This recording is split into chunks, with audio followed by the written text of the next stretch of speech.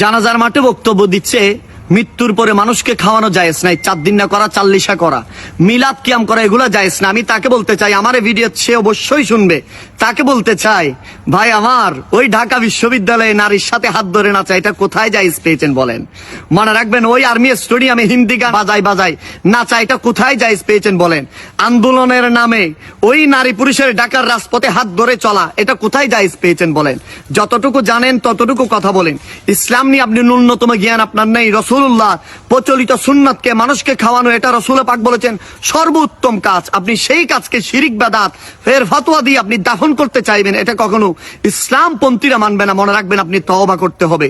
আপনাকে যারা আস্ফলন দিয়ে আপনার মাধ্যমে রাসূলুল্লাহর সুন্নাহকে যারা মাটির সাথে দাফন করতে চায়, মনে রাখবেন কশ্চিন কালে এমন সুন্নাহকে বন্ধ করতে পারবে না।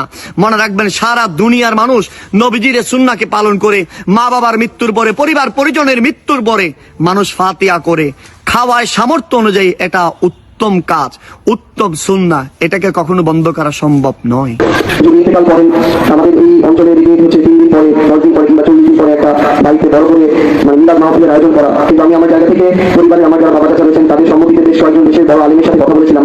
ইসলামের ইতিহাস এবং সংস্কৃতিতে কিংবা মুহাম্মদ সাল্লাল্লাহু আলাইহি সাল্লাম থেকে শুরু করে যত নবী রাসূলগণ রয়েছেন, সাহাবারা রয়েছেন, তাদের সময় এরকম কোনো সংস্কৃতি ছিল না যে কেউ একজন মারা যাওয়ার 3 দিন 7 দিন বা 10 দিন পরে এরকম করে বাড়িতে গরু ছাগল জবাই করে মিলাদ মাহফিল করা।